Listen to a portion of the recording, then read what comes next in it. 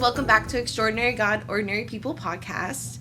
Today we have the lovely Mia on. Hello. I'm super excited to have you on. I just met you a couple weeks ago at Legacy. Yeah. You're on our kids team now, which is super exciting, but I'm excited to hear your story and what the Lord has done through your life. But before we get started, you're a coffee person. Yes. What's your favorite coffee shop here in Nashville? Americano Lounge. Where is that? It is in Wedgwood, Houston. Okay. The coffee is not my favorite part of it. It's the ambiance. Okay. It is like super just like, I don't know, quaint isn't the right word, but they do jazz nights, if that gives you an idea of their vibe. It's like velvet couches and like leather couches and lots of like just brick walls, and they're open like all the time, so they do coffee and tea and then breakfast in the morning, and then they do cocktails at night, but you can get a coffee at night too, so you can go and like I'll like go to their jazz nights and then work on work stuff, but it'll be 7-8 o'clock at night, which is when I like to get stuff done. Yeah, so that is my spot. It's like 6 or 7 minutes from where I live. Okay, best. I need to go. Yeah. We're gonna have to take my mother-in-law. Yes. We did a jazz night when we went to Mexico City, and she Cool. loved it for her birthday. Yeah. Okay, that's good to know. That We'll was look that up then. Yeah. When I was growing up, I was like so excited to be able to go to jazz nights. Like being in high school, like as a 16-year-old, there's nowhere I can go to see jazz because it's all bars and stuff. And I guess I could have gone to Americano if I came here when I was 16. But yeah, that's cool. I'm fulfilling my teenage dreams. I love it. Yeah. I love it. So where are you from then? Lots and lots of places. Okay. I was born in Minnesota, lived there till I was 9, and then moved with my family to Chicago for 2 years, and then we moved to Northern California, Bay Area, and that was for all of middle and high school for me. And then COVID hit when I was halfway through my junior year of high school, and we moved to Lexington, Massachusetts for a while, and then I went and did YWAM, and so I was in Montana, and then Mexico, and then back to Lexington, semester of school in Chicago again, back to Lexington, moved to Cape Cod for 2 or 3 years, 3 months in Amsterdam. Now we're here. Wow. Yeah. Okay, I have so many questions. Yeah. I love YWAM because my best friend did YWAM in Australia. So Ooh, I will okay. get to that. Yep. But how did you find your faith through moving all, and where did that kind of start for you? Yeah, so I have always been a Christian. My parents grew up Christians as well. I honestly don't know when in my family it started because I know my grandparents were too. So yeah, they just raised me on it. I'm told I accepted Jesus when I was 3 years old. I think I have a memory of it, but I think I also might have just made up what that might have looked like in my head. But yeah, I just was always a Christian, and my parents had us going to church, especially when we were in Minnesota and Chicago. So those kind of formative years. And yeah, it's always just been a part of my life. That's so cool. Yeah. I can attest to that. Yeah. With growing up, I was baptized at 10 months old. And oh my goodness. Yeah, it was just like, because I was raised in the Lutheran church, and that's just kind of cool. What you did. Yeah. And so I was like, and everyone always kind of asked me growing up, I was like, I don't know. I just kind of, we went to church on Sundays. That's what you did. And then I went to a private school, and so I was like, then we had chapel on Fridays. That's just what you did. So I completely understand. Was there a time after kind of those formative years of growing up that you were like, I actually want to make this decision to follow him, or was it kind of just a gradual? Yeah, I think a little bit of both. I have always like known that I wanted to follow the Lord, but there have been things in my life that like really solidified it and made it like, okay, this is going to be a, something I look back on as, an important milestone in my faith journey. I know one of those things was I was at this Bible study at my church in California in like sophomore year of high school, and we did a Devo thing on Romans 12. And I'm sure I'd heard it before, but it was just like the way that our youth pastor delivered it was like really moving to me. And it talked about, surrendering your life and everything for your faith and for the Lord. And I think I am a pretty all or nothing person. I'm very into black and white. I'm working on that. But especially at the time, I was like, why am I in school? Why am I like just spending my life doing what I'm like told to do when I could be out there doing things for Jesus and like pursuing him and that being my whole life. So I went home in tears, and my mom was like, why are you crying about like wanting to pursue God? I'm like, because I need to drop out of high school and go be a missionary. And she's like, chill out. But that is kind of what I did, because I was so moved by that I ended up figuring out, even before COVID hit, and the timing worked out perfectly, but even before that, I decided to do my whole senior year basically at the same time I was doing my junior year, and then to graduate a year early and go do YWAM for my senior year. And so that Bible study was an important part of that happening. So yeah, that was big. And then of course, like, making the decision to go and do YWAM, and that was the first time I had like been away from home, and I was 17, and I'm like, I'm doing this very foreign thing, but it really felt like an adventure with Jesus. And so that was another big thing that was like committing. I feel like I'm talking to my best friend. Yeah. Because she did the exact Really? same thing in Connecticut. She did her senior year during her junior year. No way. To finish early, and then went to Australia to do YWAM. I have never heard of anyone also doing that. Seriously. That's she crazy. Did exactly the same thing. She was like, yeah, I just took all these classes early, Yep. and then she goes, but I was never going to come back. My parents forced me to come back to go to college. Oh. Yeah, so she was never going to come back. Did she finish college? She did. Okay. So that's where we met, actually, which Oh, is kind of sweet, funny. cute, okay. Yeah. But no, that is so crazy. When Yeah. you were talking, I was like, am I, like, talking to the same Wild. person? Yeah. Yeah. No, but how was YWAM? Because It was I've heard awesome. things from her, but I don't want to hear yours. Story. Yeah. Yeah. On the first night, they did like a how I got to Montana night, because I did in Montana. And almost everyone was like, I was going to go to Australia, but then COVID hit, so now I'm here. So a lot of people, I think the staff felt kind of bad because everybody wanted to be in Australia. But yeah, I did YWAM during COVID. It was fall of 2020, which was wild. I think Montana kind of pretended it didn't exist, for better or for worse. And I got a lot of flack at the beginning of it for being like the one person who would wear a mask and like try to follow the rules and stuff. I'm a rule follower for sure. That's okay. But it was really awesome. And I felt like it was taking a big chance, because it was in Montana and my family was in Massachusetts at the time. So really far. And yeah, taking a big leap of faith, and I knew I'd be the youngest person there. But it was so good. I think it kind of felt like a summer camp where everyone was more committed to Jesus. I don't know, we had all these lectures, and it was bringing up things I'd never really considered. And I grew up in sort of a Baptist background, more or less. I think my family was never really committed to a denomination, but we just kind of ended up at a lot of Baptist churches. And YWAM definitely is more charismatic. And so I was learning a lot. The third week, I remember we were talking about like hearing the voice of the Lord. And I'm like, I pray and I like get my direction from the Bible. And they're like, no, like, tell us, are you like getting a color or a picture of something? And it was blowing my mind. And I was like, I don't know how to do this. Exactly. Yeah. So it definitely challenged me, but it was really, really good for me. And, just made incredible friends. And, I think it was helpful because I learned how to like be a friend in my own right, instead of having like the boundaries of school or parents or whatever on you. So that was awesome, and really helped me make my faith my own. And then we did our outreach trip in Mazatlan, Mexico, and that was crazy.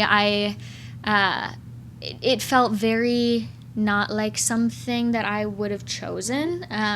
There was a trip that did half their time in Vegas and half their time in Tijuana, and I think that's where I probably would have chosen to go. But praying about it, and we had to like pray about our decision of where to go in the third week, and they gave us an hour to pray about it, and we had to lock in our choice. Wow. Yeah, and they didn't want us to overthink it. And that was during the time where I was like trying to figure out how I heard best from the Lord. And so I was kind of just anything I thought might be him speaking, I just like ran with it. And I felt like he said, get your feet wet. And so I went down to the creek and took off my shoes and stuck my feet in the water, and it was very cold. But I was sitting there and thinking about how one of the main things two of the main things in Mazatlan that trip was going to be doing were like surf and skate ministry. And I'm not athletic by any means. I can't surf and I can't skate. But I was thinking get your feet wet as in surfing and get your feet wet as in trying something new, which would be skating. And so I was like, okay, I'm gonna go to Mazatlan. And I quick called my mom and told her, like, these are the 4 options. What do you think I should do? And she said Mazatlan. And I was like, that's what I was thinking too. Okay, bye. Yep. And I didn't tell her anything about him. I just told her the locations. What do you think? Because I had an hour. But yeah, so we did that. And lots of people that I wasn't really friends with when we found out who our teams were going to be. But then like a few of them have continued to be amazing close friends to this day. And yeah, it was a lot. Luckily, the only grief I've had to deal with in my life was my childhood dog passing away, but that was during that trip. Wow. And I kind of had a feeling she was going to when I left. But I was hoping it was just like the first time I was ever leaving her. And she wouldn't actually pass away, but then she did 2 weeks into the trip. And so most of that was me just trying to like figure out how to pour out from an empty cup, and relying on God for that. And I had some friends who were there that were just like amazing in that and like so helpful to me, and they really poured into me and helped me with that.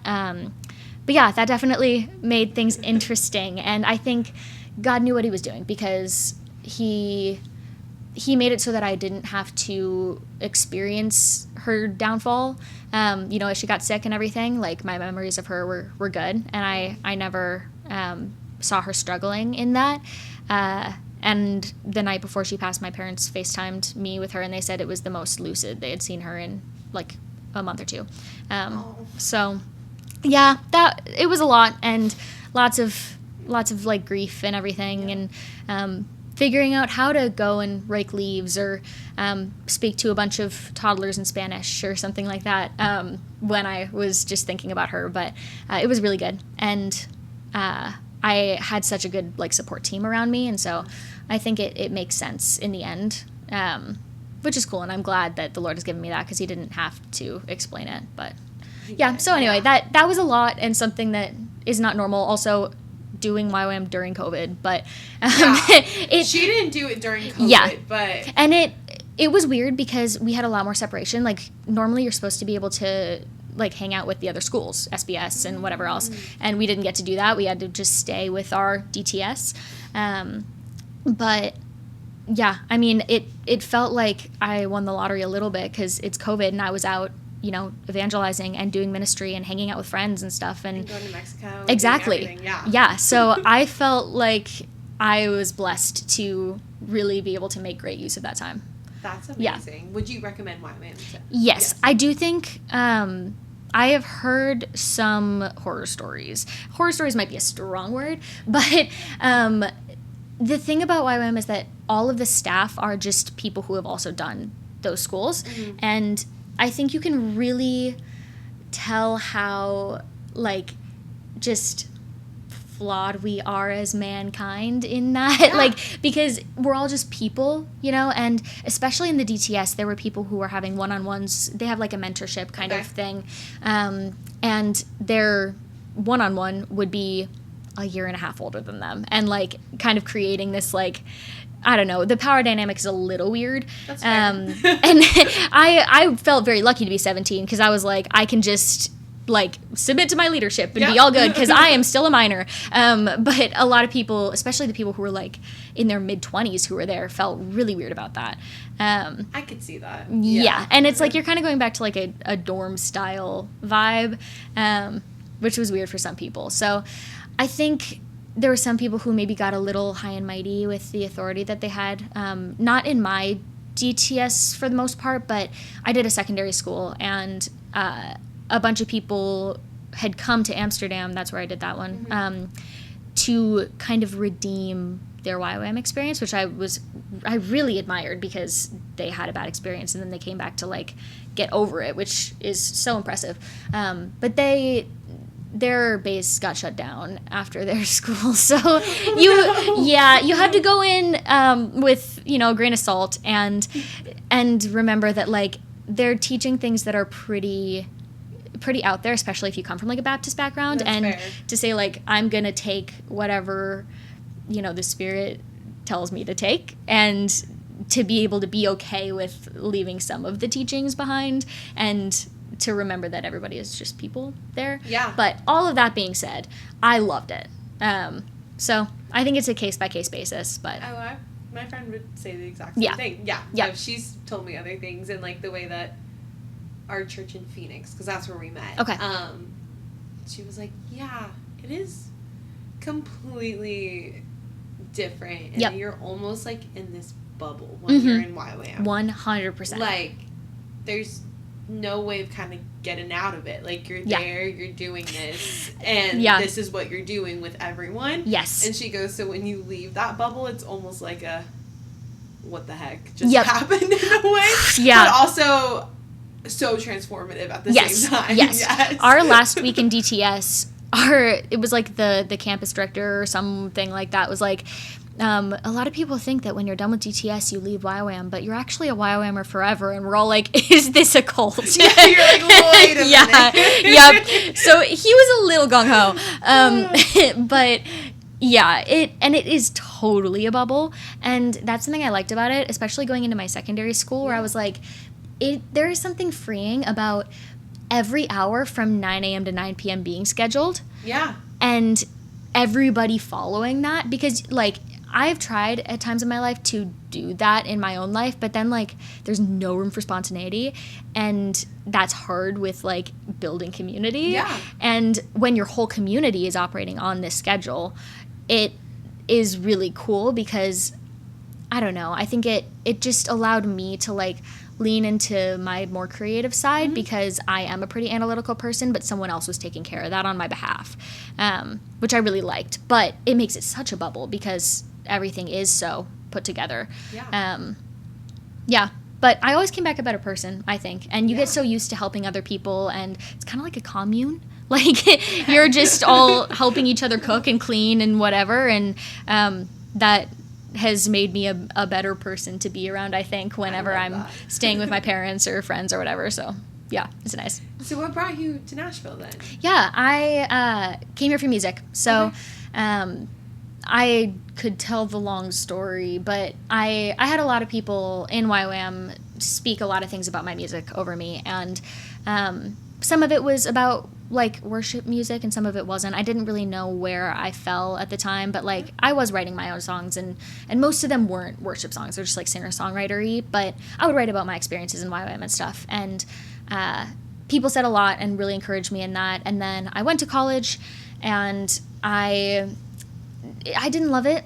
I know Moody has been good for some people. That's where I was, but I loved my classes. I was getting good grades. I liked the city, but I just felt super lonely, and I was, like, spending good time with the Lord, and the thing that I was like, this thing is missing is music. Wow.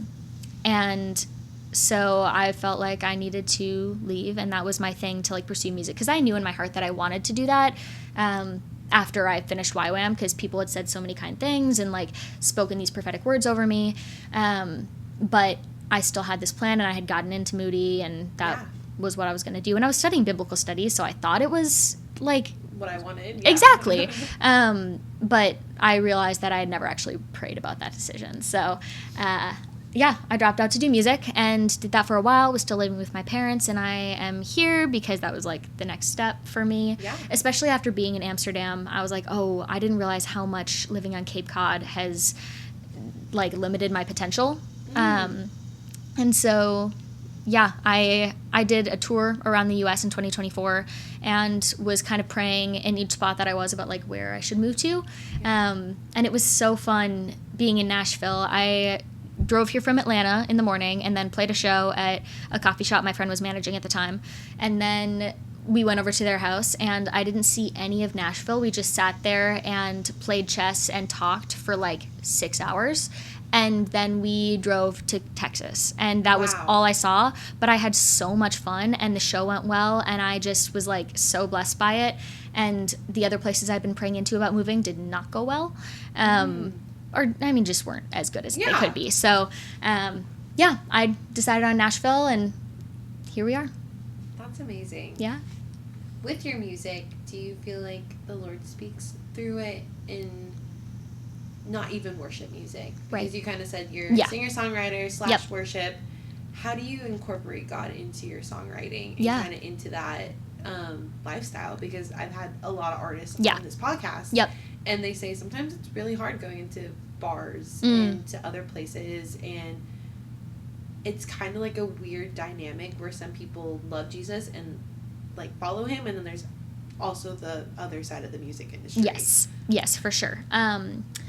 I for a long time have been a big proponent of trying to not separate those two sides, to not have like the Christian and the non-Christian music industry, and that's something that, like, to go back to the whole black and white versus gray area thing, I'm really working on, because I did used to be someone who was like, I'm a Christian and I'm going to reach the non-Christians. And I think so many people's experiences are so much more nuanced than that, especially in the music industry. And I have met so many people that don't believe in God or used to and then don't anymore. And it breaks my heart and is confusing. And what I love to approach it just as like a, do you believe in God? How has God shown up for you? And like, obviously I have had my journey and I like have a relationship with Jesus and everything, but I also know that like not everybody's faith looks like mine. And being in those spaces, I want to love them. And I think we have a lot of people who are trying to hold people accountable and, help them to lead a certain kind of life. And we all have grown up with different backgrounds and different denominations, whatever it may be. We're like, we have different ways of going about our faith. And I just want to be someone who can say, hey, like, Jesus loves you, and I will answer more questions about that if you have them, but like, do with that what you will. Because so many people, I don't know, they don't have that. And I think that there's a lot of like church hurt, and there's a lot of like damage there by what people have done to misrepresent the Lord. And I want to try to remedy that. And so that is kind of my approach going into those spaces. I also am not really like, my music is definitely more gentle, so I'm not as much of a bar person. That's so fair. I mean, maybe I'm just not in those spaces, but so with my songwriting, there are times where I will write a song with God, and that's fun. It feels like more effort sometimes, so I don't do it every time, but like to sit down and like pray about every lyric and see what the Lord wants to say is cool. And even then, like, those songs usually, like, I don't write, and I definitely don't put out worship songs because of this thing I'm trying to do, where I'm trying to like love people who don't believe in Jesus and who need him in their lives. And so those songs usually are just like talking about how God shows up to me, and like, I don't know, he will like, I'll just like have in my imagination like these places that I'm with God, like very Psalm 23 vibes, just, you know, the roaming fields, or I don't know, in YWAM we had this one lecture where she's like, I like to go into my imagination with God, so like picture a place and then like, where is God in that, and what is he saying to you in that? And so I've written songs where he and I are at an Italian villa with like, I don't, that's like, so cool. Stuff, that kind of thing, vineyards, and or like in I have a song called Cabin in the Valley, where it's just like this cute cabin and there's like meadows outside, or all this different stuff. And so that's kind of how those songs usually turn out. The most recent one was like sitting on a porch and he's making lemonade and we're just hanging out, and yeah, so that's fun. But also I think I just love to write songs about emotion, and that we see in the Bible, in Psalms. And I don't know, I think for a long time I felt a little guilty about that, because I don't always have that like but God moment at the end of the songs that I think a lot of people use to justify writing about those things. But I think the Lord does love emotion. He loves meeting us in that. I think we shy away from that too often.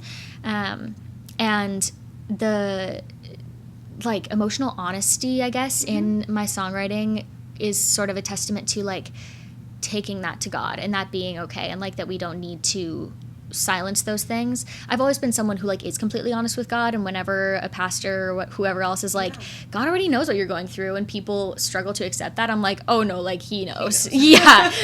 And I'm very, very honest with God. Yep, exactly. So that has never been something that's been hard for me, and I think I want to do that in my songs. So I'm still learning a lot about how God wants to use my music. One thing that has been new is realizing that I should be tailoring what I release to what other people have resonated with. For a long time, I was trying to kind of tell this personal story of like my journey in life, and that included like how I have related to God over time. Yeah. But I'm realizing that what might be more important is the songs that like have really touched people's hearts, and putting those out so that they can bless people.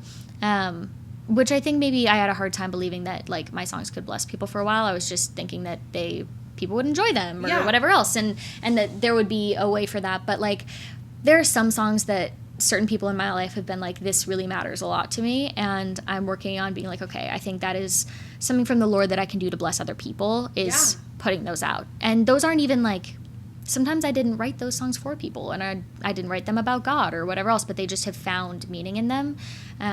So that's something I'm learning right now about incorporating God. Special. Yeah. Yeah, no, I am not a music person. I've never had a musical bone in my body. Yeah.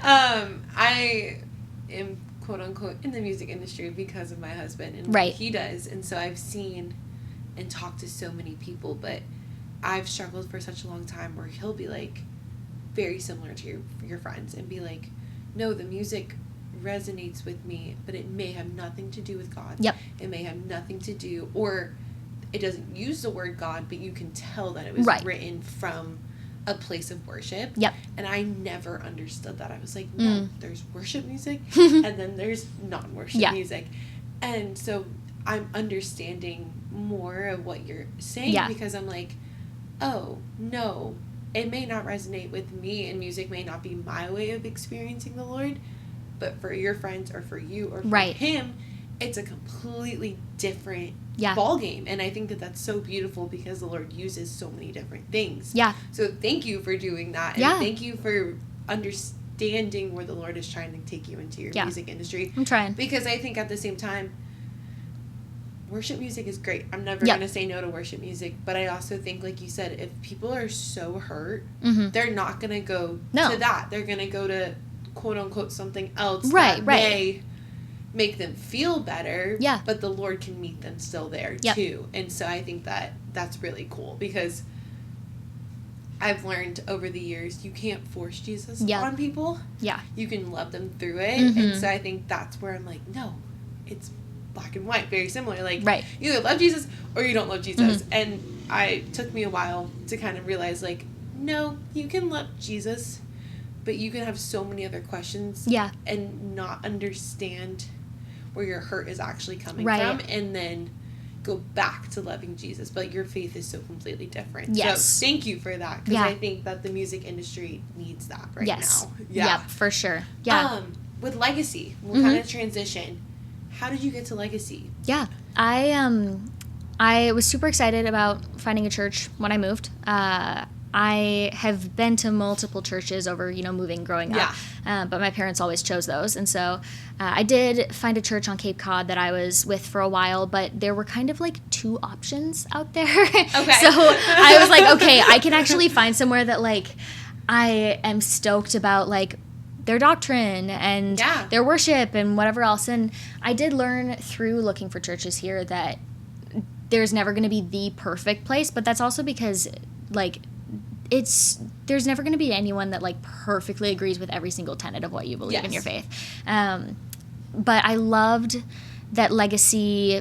I love the worship, obviously. So good. And I had not ever attended a church, I mean, I'd like gone to them, but never been a member at a church where you can scream during worship and nobody can hear you. Like, I love that. And that's a very YWAM-y thing where it's so loud that you can be as loud as you want and it is not bothersome. And so I was so excited about that because I do love like being able to go there. And I do also love my like, you know, somber, quiet moments. Yeah. But like having the option, I was very stoked about.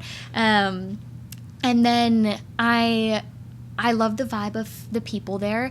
Lyle just posted something on his story, actually, that I really resonated with, where he was saying that we pick churches based on the kind of people we want to be accepted by. Yeah.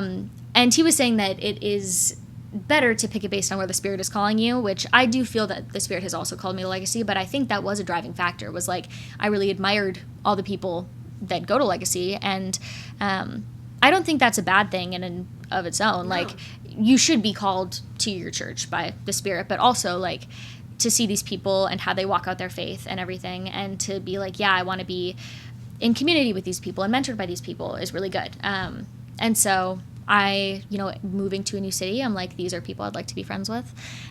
So that was a driving factor. And then I was looking for a church that didn't say all that much in its doctrinal statement, to be honest, because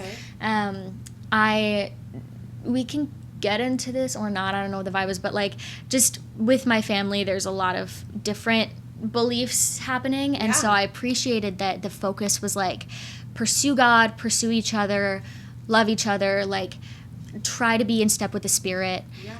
And that was pretty much it.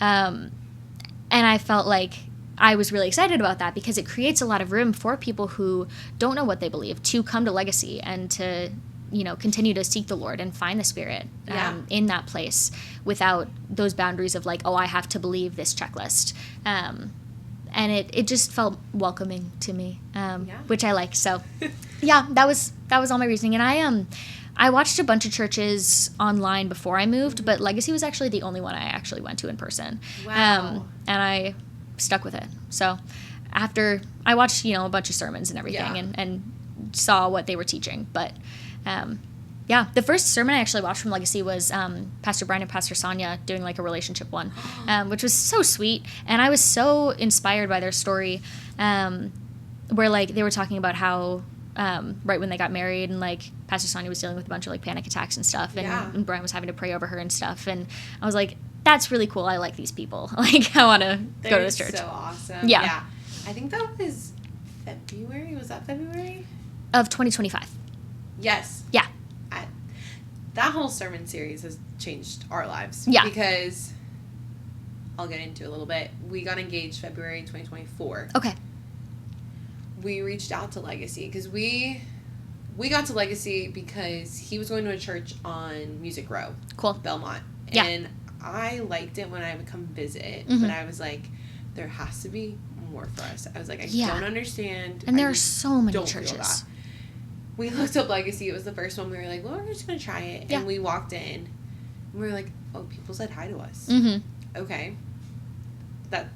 That's not everything, but I've been to a lot of churches. Good start. I've been to a lot of churches in North Carolina where they don't even look at you, and you just go and sit in the back by yourself, and you're like, oh, do you even want me here? Right, exactly. And Lyle came out, and I was like, wait, this is a pastor that's actually a human being. He is a normal dude. Like, I've had so many pastors that will either sugarcoat it for you, or they will make it seem like you have to be perfect. Yes. And if you're not perfect, what are you doing? Right. And the fact that, like, his testimony and his story, and we both left there and we're like, wait, we don't have to be performative. Wait, we don't have to be perfect. Wait, we can be normal human beings and God's still gonna love us? Yep. What? Yep. Yeah. So we I had a lot of church hurt, so I didn't really get into a lot of groups, but going into a year being engaged, we wanted to do premarital counseling. Yeah. No one would get back to us in the state of Tennessee. Like, we would reach out to all these people, and we're like, Lord, like, we're really just trying to, like, in a way, honor you and, like, get, like, help and just things like that. I mean, we weren't in a bad place, but we were just like, if we're going to go into this in May, like, we want classes. Yeah. So we reached out to Legacy, and they were like, well, we don't have them. We're actually starting them. But it was after when we were getting married. And so we were like, come okay. on. Yeah. So I was feeling so defeated. And I walked in the exact date to the year. We walk in February 9th. And Pastor Allison, I think it was Pastor Lyle and Pastor Allison, did the first one. And they go, we've never done this before. We're going to do a whole month on relationships.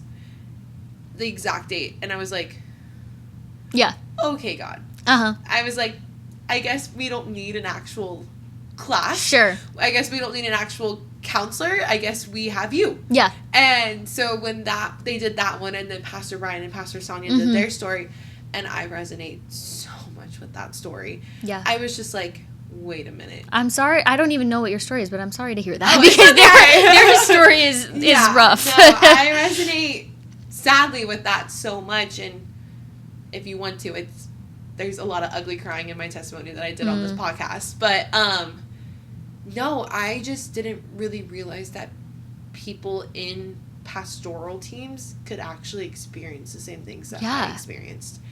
And now being quote unquote on staff / an intern, I'm like, they're actually human beings. Yep.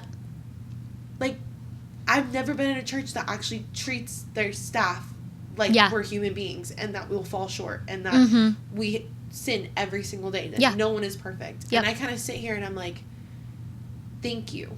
Because I think I've built up such a perfectionism lifestyle from other people in other churches that when I got to Legacy, I was like, oh no, God loves me for me, and these people are running hard after Jesus. Yeah.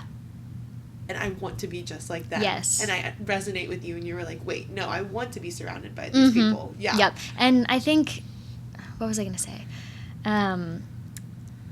Shoot, I might have lost my train of thought. You're good. But that February one apparently has been life-changing. It was so good. It was so good. Shoot, I was trying to remember what I was going to say. I think I lost it. You're good. How do you like serving in kids? It's great. Yeah. I've served in kids multiple times before in different places and different churches and stuff. It's kind of it feels like a given to me, I guess. I have grown up. I am the oldest granddaughter, cousin, daughter, my whole generation on both sides. I am the oldest.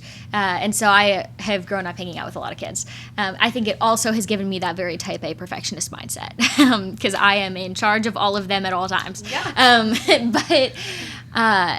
So it is easy for me, and I'm a nanny. So I see it all the time. Better. Yep, I know what I'm doing. And it is interesting because I did this weird thing where I signed up to serve in Legacy, and then I kind of ghosted them for a few months, and then I signed up again, and then I ghosted them a little longer, and then now we're finally here. But at first I was going to serve in the Connect team. Yeah. And that just felt like something I could do and be easy enough and a good way to meet people. But I was praying about it, and I didn't know if this was why God wanted me to serve in kids, and I don't think it is, but I was looking for a new nanny position, and I felt like he said serving kids, so I was like, maybe that could be a thing, but also, I don't know, he just wanted me to serve in kids. And then I got there, and I was like, oh, you guys need some help, so it's good that I'm here. Yes. And everybody in there is great. It's just you need more people. Yes. Yeah, so there's that, and I think at my last church that I went to in Cape Cod, I was majorly in the worship team, and I loved it, and I felt very purposeful because their worship was great, but they were not the most expressive, at least not the congregation. And so there were me and a couple other people were more instrumental in making that comfortable. And I remember they did a whole Sunday where they were you can kneel in worship, and that was the sermon too. It was you can do that. And then they had the whole worship team be at some point you guys should kneel and worship so that they can see that this is an okay thing to do. And I that is my default setting in worship, which I really appreciate how Legacy has done it, because the standard is not that. But I feel so much closer to the Lord when I'm kneeling, because I feel like standing kind of feels like I am lifting up his name, which is great. Feels like seated in the heavenlies vibe. But like kneeling is like he is here with us where we are, like on earth, and we get to sit there with him. And I feel like he really is just like that shepherd who wants to hang out with his sheep, and like I experience that most when I'm kneeling. So anyway, that was awesome to be on the worship team there and to like help with that. And I would love to do that again soon, but I don't think it's quite time for that yet. I know like Legacy vocalists there are plenty of them, and so I wanted to serve in a place where it was a little more needed, and I think I didn't really want to like strive after that, because I know that like they don't take everyone, and I'm like, if I'm just gonna like do this and like put a bunch of energy into like trying to sing on the worship team and then it doesn't fall through, I could better spend my energy serving in kids where it's actually needed. And it has been so sweet so far, and I've served like 3 Sundays or something, so I'm still learning a lot. And yeah, but like it has been so fun to hang out with these kids, and they just like are sponges, and like I don't know, they're so quick to trust and to make friends, and they're just so friendly. And I have been, I don't know, I think it's a pretty stereotypical way to think about it, but like just I am learning from them like that simplicity. And I don't know, it just, they know how to rely on people, and they know how to trust people, and they know how to make friends easily and love people. And I think we overcomplicate that so much. And watching them do it and just make these fast friends in me and in their peers, and it's really cool and fun. And they're all adorable, and their parents dress them very well. They really do. Yeah. We have some, I would say. They're so fashionable. They really are. Their shoes, all the little Birkenstocks and the little jelly shoes and the sneakers.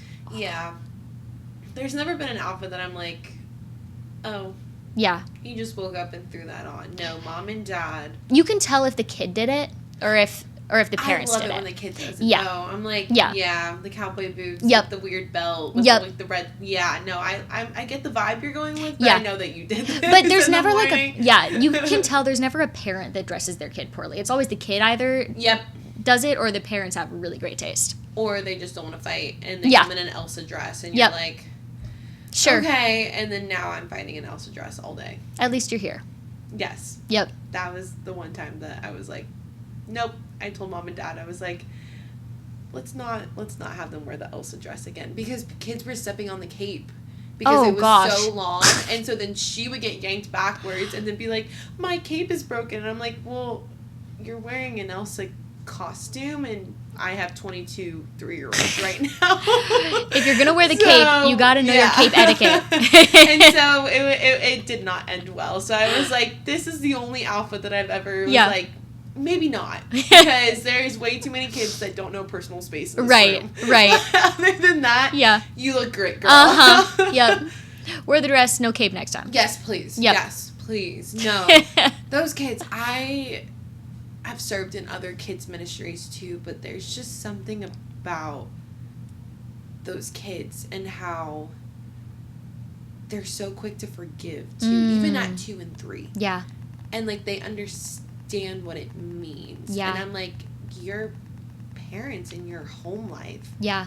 I see is so sweet and so fruitful, because you would not be just coming in one day a week for an hour and a half acting the way if you didn't have that at home. Yes. And I'm like, that also has made me more grateful, especially becoming a mom. Yeah. So where I'm like, I can learn from these parents. Yeah. And yes, they look tired sometimes and they look stressed out, but their kids are always so joyful. Yeah. And they're always so joyful to see their moms and their dads. And their moms and dads are always so excited to see them. Yeah. And I'm like, none of this is fake. This is all pure joy. Yes. Yes, we're in the basement, locked away from a lot of other people in the church. But it's been so sweet just to see how these kids actually love the Lord and they remember. Yeah. They may act like they don't, but they deep down know what they're talking about. I think their social behavior sometimes is lacking, but their knowledge of the Spirit is there. Yes. Yep.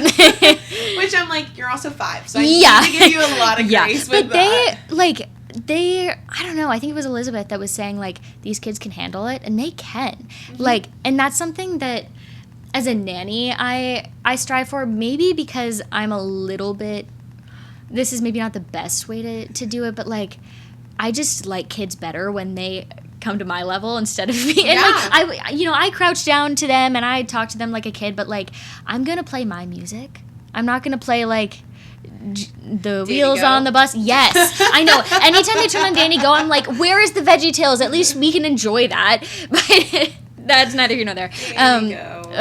But I love, and I think I grew up with this feeling that like adults weren't taking me as seriously as they could take me. Yeah. And so I think that is something, whether it's subconscious or not, that like I want to take these kids seriously. And I think if that is something that frustrates them, they'll just brush it off. But I think for the kids that appreciate that, they really appreciate that. Yes. And so it's been really cool. Like, you're so right. They do understand forgiveness and they understand, you know, what we're teaching them about the Lord and about who they are in that. And it is really impressive to see their parents that way too, because I'm actually just going into my first nanny position where I feel like it is a very like stereotypical family situation. Yeah.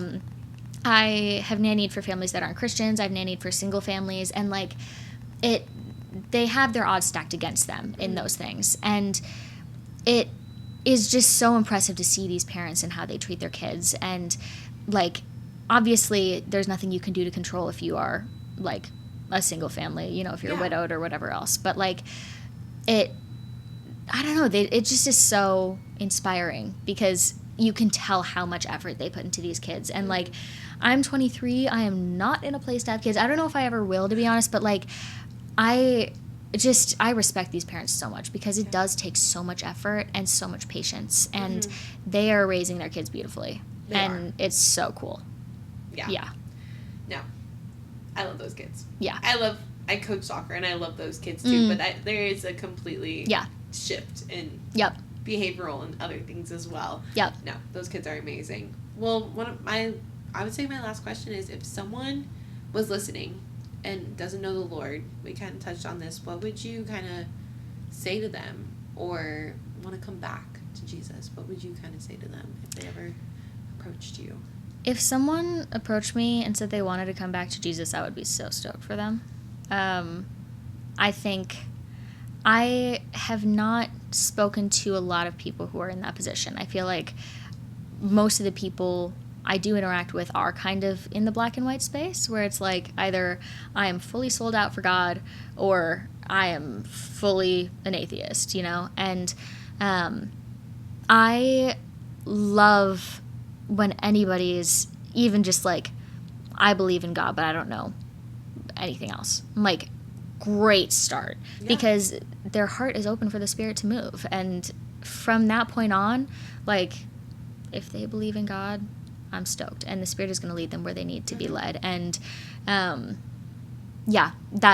would just be awesome. Obviously, you know, your standard read the Gospels, but like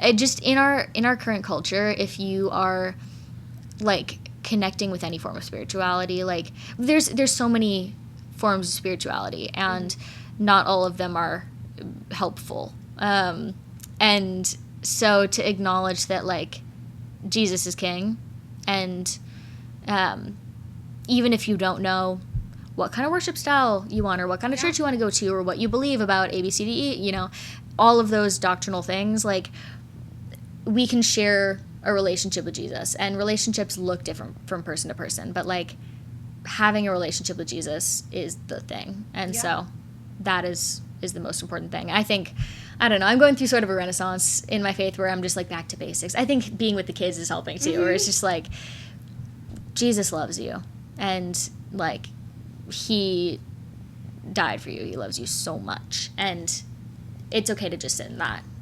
and acknowledge that. And you don't have to know how to do X, Y, and Z. Yeah. Well, thank you so much for coming on. It's been lovely. Yeah, no, thank so fun. you. I know everyone's story is completely different, and so I've loved hearing your story and hearing how God has moved completely and how he is still doing that. So thank you for sharing that. Thank you for sharing things with me. Of course. Fun to hear a little more about you. Well, I hope you guys who are listening have a great rest of your week. I will still be doing this for, I would say, about another month or so before baby boy comes, but other than that, we're going to take a little bit of a break, probably starting in October, but keep an eye out for more episodes. Until then, but thank you guys for listening. Have a great rest of your day. Bye, guys. Bye.